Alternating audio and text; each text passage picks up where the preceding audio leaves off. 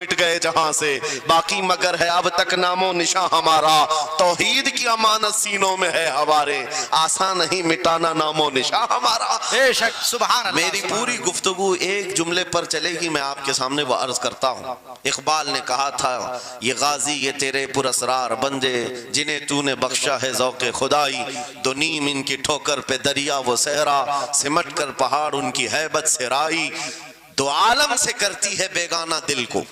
ये जुमला है, तवज्जो करें। दो आलम से करती है बेगाना दिल को, अजब चीज है लज्जत आशनाई, अजब चीज है लज्जत आशनाई। जिसे हुजूर की आशनाई मिली हो, नबी पाक की मोहब्बत मिली हो, उसे फिर दुनिया की कोई परवाह ही नहीं होती।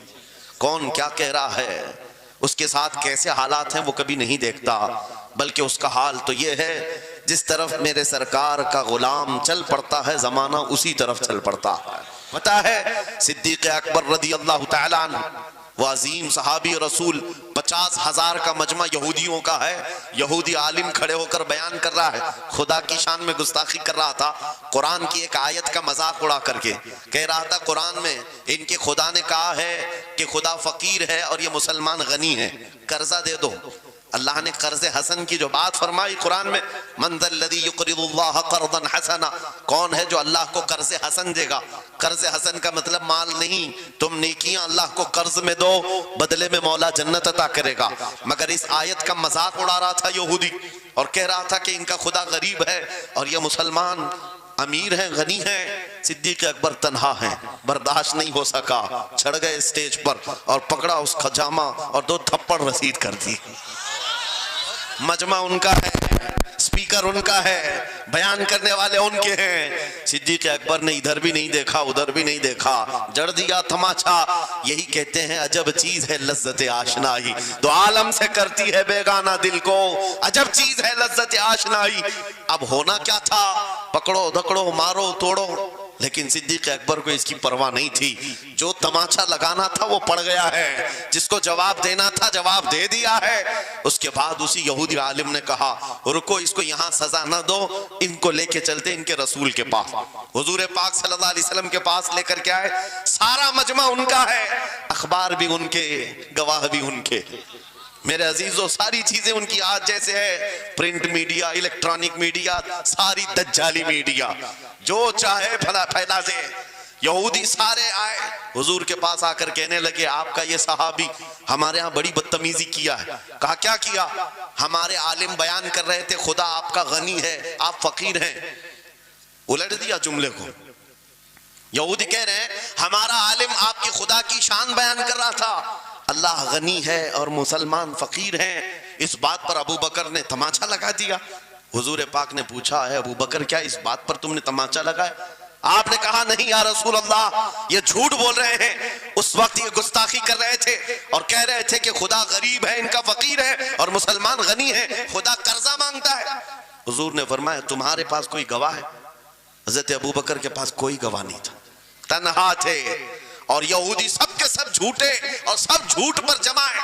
एक नहीं, 10 यहूदी कह रहे हैं, नहीं हमारा आलिम सच बोल रहा है, हमारा आलिम सच बोल रहा है। एक बात याद रखो मुसलमानों, इन तमाम चीजों से अपने जहन को साफ कर लो। झूठ पर सारी दुनिया जमा हो जाए तब भी तुम उस पर कान न धरना, एक वक्त आएगा जो अल्लाह की मदद आएगी। बेशक बेशक। हुआ क्या, हजरत अबू बकर सिद्दीक तन्हा है, आपने सर झुका लिया, कहा या रसूल अल्लाह, मेरी इस बात का तो कोई गवाह नहीं वहां पर, लेकिन ये झूठ बोल रहा था, ये झूठ बोल रहा है। अभी अब सिद्दीक अकबर की तन्हा वहां मौजूदगी, क्या रसूल पाक सल्लल्लाहु अलैहि वसल्लम उन पर गजबनाक हो जाते? नहीं, रिवायात बताती हैं वही के उतरने के आसार नजर आने लगे। जिब्राइल अमीन आयत लेकर के आए, लक़द समिअ अल्लाहु क़ौलल लज़ीना क़ालू इन्नल्लाहा फ़क़ीरुन व नहनु अग़निया। ऐ महबूब, अल्लाह ने सुन लिया है ये यहूदी क्या कह रहे थे।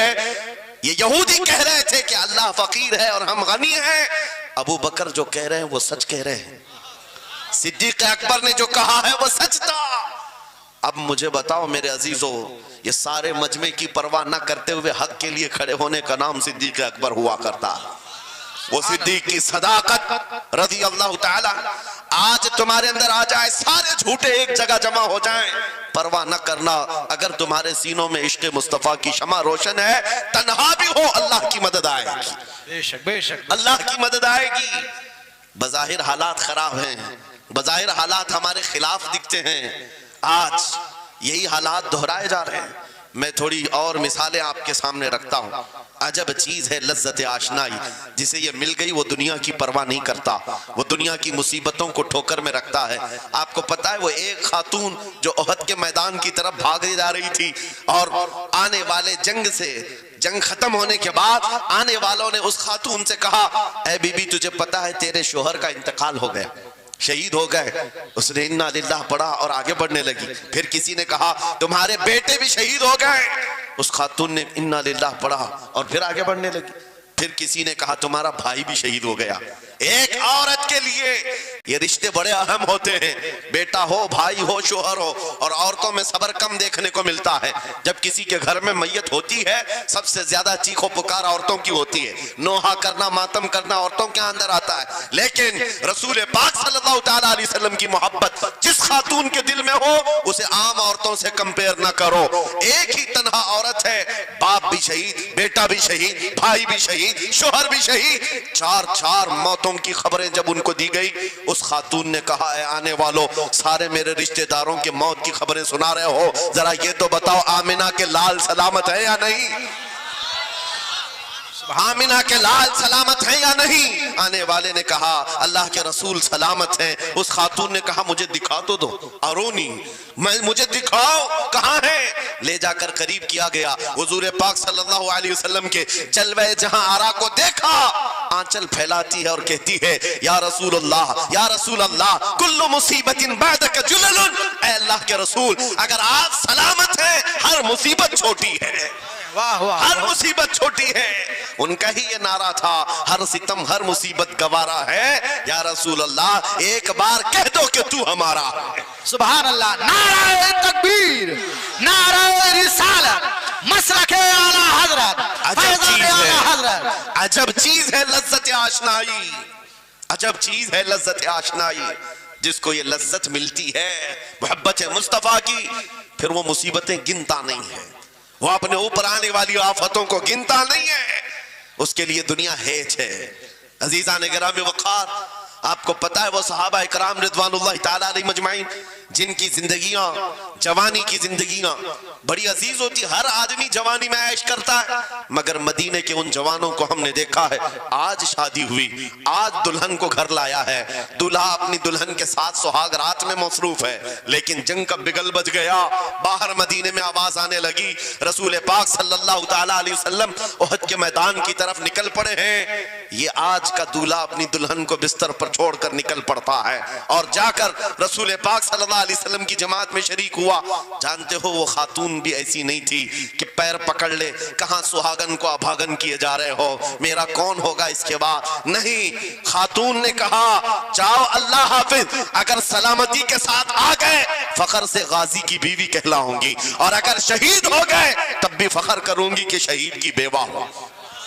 ये रसूल पाक के मुआशरे के उन मिसालों को तुम्हारे सामने रख रहा हूं जिन्होंने लज्जत आशनाई पाली थी, हुजूर की मोहब्बत का मजा ले लिया था। वो सहाबी रसूल जवान दूल्हा मैदान जंग में शरीक हो गया, लेकिन घमासान की जंग में शहीद भी हो गया। एक रात का दूल्हा शहीद हुआ है जिसको अल्लाह के फरिश्तों ने गुस्ल दिया था, हजरत हंजला गुसैलुल मलाइका। और आपको पता है एक नौजवान जो काले रंग के थे, हजरत अब्दुल्ला अस्वद उनको कहा जाता है, हुजूर के पास आए, कहा शादी करना है, शादी करना है, उम्र हो गई।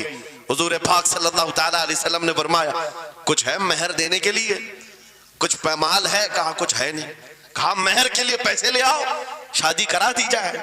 और उसके बाद उन्होंने इधर उधर किया, फिर हुजूर ने ही उनके लिए माल जमा करने का इंतजाम किया, हजरत उस्मान गनी के जरिए से उनको माल दिया गया, पैसा दिया गया, कहा जाओ घर को बना लो, सामान ले आओ और महर के पैसे जुटा लो, शादी का सामान खरीदो, मदीने की अंसार की किसी बेटी से तुम्हारा निकाह हो जाएगा।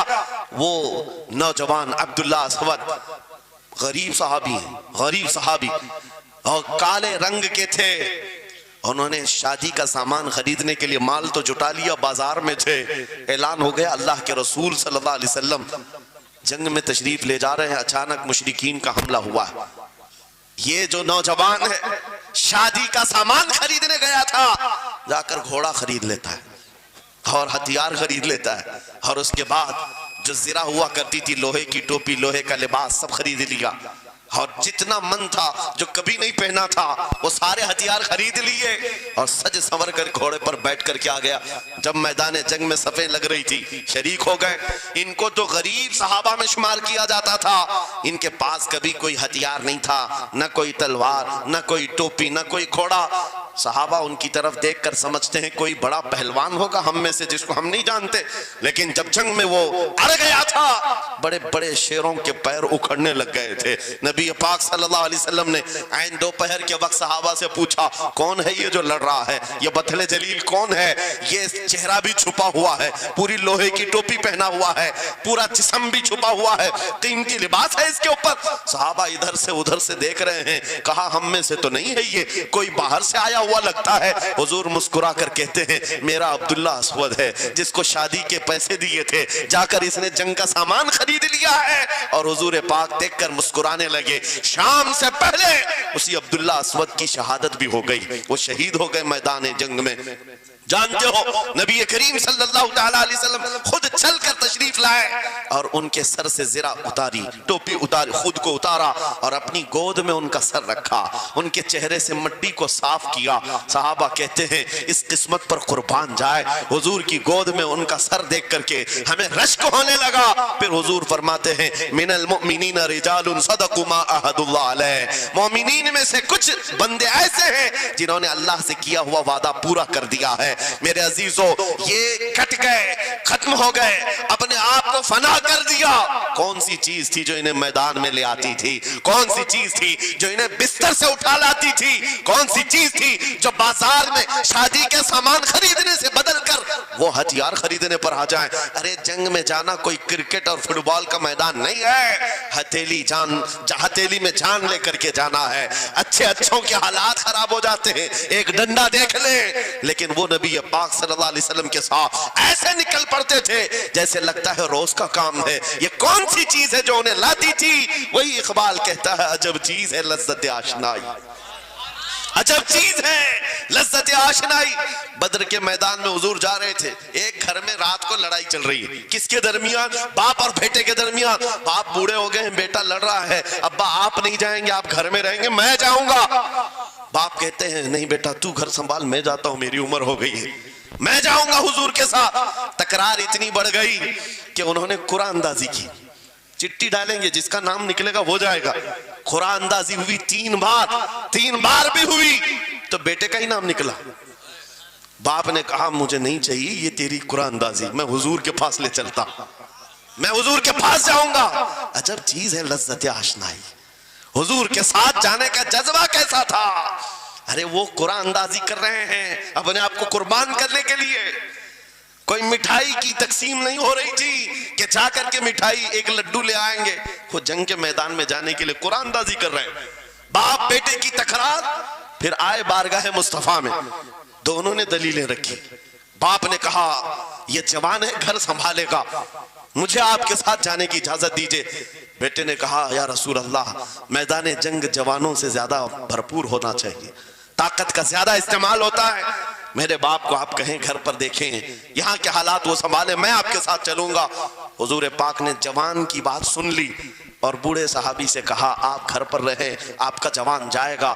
इतना जुमला कहना था, चीख निकली उनकी, धाड़े मारकर रोने लगे। कहा, हाय अफसोस, इस बुढ़ापे पर तुफ है मुझे, इस बुढ़ापे ने मुझे नबी से दूर कर दिया। अजब चीज है लज्जत आशनाई, अजब चीज है लज्जत आशनाई। वो बूढ़े हो जाते तब भी ये सोचते कि हुजूर के साथ जाने का मौका मिले। एक खातून आई, मैं ये सब मिसालें रखता हूँ, ऐ नौजवानों, फिर तुमसे पूछता हूँ, क्या लज्जत आशनाई तुम्हें भी मिली है? हुजूर की बारगाह में अपने आप को फिदा करना या अपनी दुनिया को ठोकर मारने का जज्बा कभी आया है? एक खातून हुजूर के दरबार में आई। जब हुजूर सल्लल्लाहु ताला अलैहि वसल्लम किसी मैदान की तरफ जा रहे थे, वो भी जंग का हाल था, कई जंगें लड़ी गई, एक खातून आई 1.5 साल का बच्चा लेकर, कहा या रसूल अल्लाह, मदीने की सारी माएं अपने जवान लड़के भेज रही थी, मेरे घर में कोई नहीं था, 1-1.5 साल का बच्चा है, मैं इसको ले आई हूं, इसको कबूल कर ले। तवज्जो, माँ का कलेजा कैसा होता है, माँ की ममता। 1.5 साल के बच्चे को लेकर आई, कहा इसको कबूल कर ले। हुजूर ने पूछा इसका क्या करेंगे? वो खातून कहती है या रसूल अल्लाह, मेरे शौहर शहीद हो गए और मेरे पास सिवाय इस बेटे के कोई नहीं। हाँ, मुझे अंदाजा है मेरा बेटा चल फिर नहीं सकता, तीर तलवार नहीं उठा सकता, ये जंग में जाने के काबिल नहीं, लेकिन मैं इस हिस्से से महरूम नहीं होना चाहती जो मदीने की हर माँ ले रही है। बस या रसूल अल्लाह, मेरे बेटे को आप किसी मुजाहिद के हाथ में दे दें, जब दुश्मनों की तरफ से तीर चले मेरा बच्चा ढाल के काम तो आ सकता है, मेरा बच्चा ढाल के काम तो आ सकता है। अजब चीज है लज्जत आशनाई, अजब चीज है लज्जत आशनाई। जिसे ये आशनाई की लज्जत मिली है उसने मुस्तफा करीम के कदमों में बच्चे भी वार दिए, सब लुटा दिया है। उनके लिए माल की कोई अहमियत नहीं थी।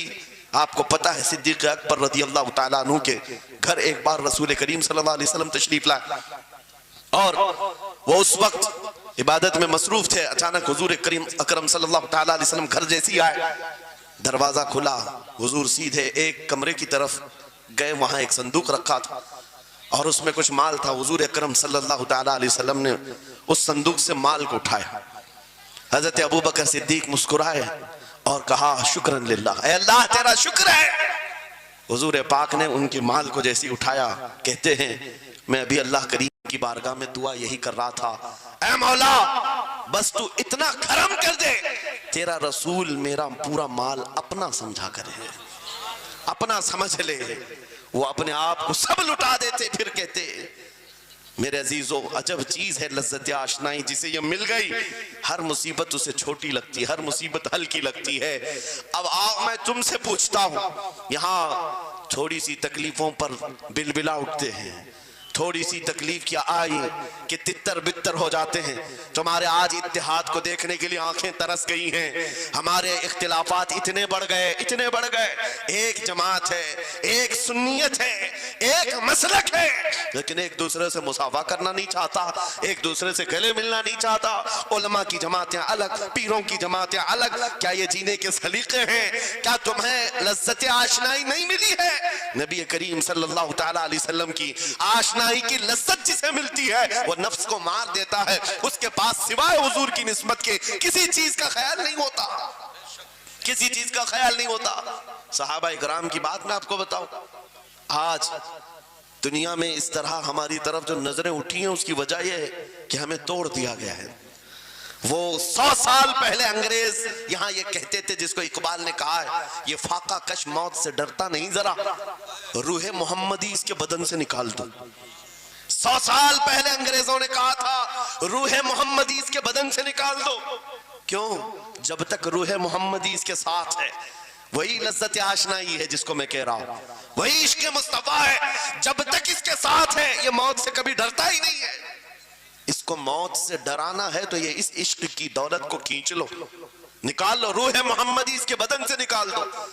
तुम सब नौजवानों को मैं तंबीह करता हूं मेरे अजीजों, रूह मोहम्मदी तुमसे छीनने के लिए दुनिया ने एड़ी चोटी का जोर लगा दिया है। तुम्हारे मुट्ठी में हर गुनाह को लाकर जमा करने की कोशिश की गई है। तुम्हारी आंखों को आज खरीद लिया गया, तुम्हारी हया का कत्ल कर दिया गया, तुम्हारे अखलाक कहां चले गए। हमारा वो नौजवान जब निकलता था तो उसके लिए फरिश्ते इस्तकबाल करें, उम्मत मोहम्मदिया का वो गयूर जवान जिसके लिए अल्लाह ताला ने तूफानों के रुख मोड़ दिए, समंदरों में रास्ते बना दिए, सिमट कर पहाड़ उनकी हैबत से राई। आज उसका हाल ये है कि पूरी रात पबजी में गुजार रहा है, ये टिकटॉक पर मुजरे कर रहा है। ये ला करके तुम्हारे हाथों में इसीलिए थमाया गया है, इसीलिए थमाया गया है। और एक जुमला मैं कहता हूं अजीजों, जब शेर अपनी शेरी छोड़ देता है तो बहुत सारे कुत्ते भौंकने लग जाते हैं। हाँ, कुत्तों के अंदर दम आ जाता है। आज देख रहे हैं हम, इधर से कुत्ता उधर से कुत्ता, हर कोई मुंह उठाए भौंके जा रहा है, कभी हुजूर पर, कभी इस्लाम पर, कभी कुरान पर। उसकी वजह क्या है?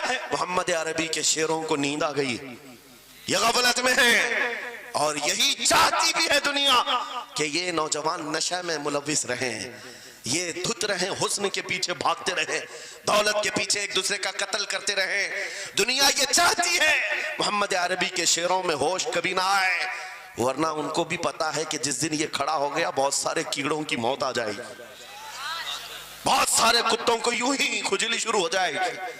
तुम्हें उठने देना नहीं चाहती दुनिया, कभी कभी बेदार होने नहीं देना चाहती, मगर जब तक हमारे पास आवाज है, जब तक जुबान है, हम बोलते रहेंगे। एक ही चीज है जो तुम्हें यहां से वहां ले जाती है, वो कौन सी है कि मोहम्मद से वफा तूने, तो हम दे रहे हैं ये जहां चीज है क्या लौह कलम दे रहे हैं। नारे तकबीर, नारे रिसालत, मुनाजिर अहले सुन्नत अल्लामा सलमान रजा साहिब क़िबला। मेरे अजीजों, एक बात याद रख करके चलो, दुनिया आज कहती है इनके पास कुछ नहीं है, तुम्हारे पास कुछ नहीं है, सही कहती। अखबार में यही छपा, रिपोर्टों में यही छपा, सुप्रीम कोर्ट के रिटायर्ड जजों ने मिलकर के टीम बनाई और हमारा सर्वे किया हिंदुस्तान भर का, कहा कि ये बैकवर्ड है, इनके पास एजुकेशन नहीं रह गया, डिपार्टमेंट में इनकी नुमाइंदगी नहीं है, ये पढ़े लिखे नहीं है, माल में भी कम है, नौकरियों में भी कम है, सब रिपोर्टें इनके पास हैं। फिर मैं कहता हूं ये मीडिया के कुत्ते 24 घंटे हम पर भौंकते क्यों हैं?